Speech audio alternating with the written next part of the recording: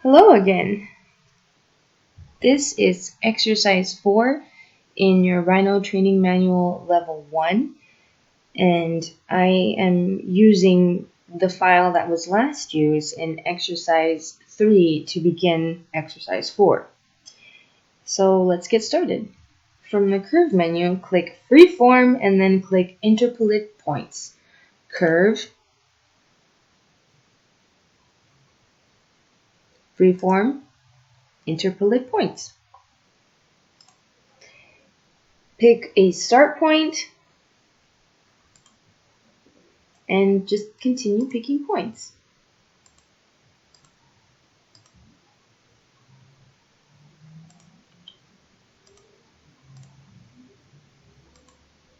Notice that with this command, the curve goes through each point that you pick. And go ahead and press Enter to end the command, or right-click with your mouse button. And what you've just created is an open curve. That concludes exercise 4.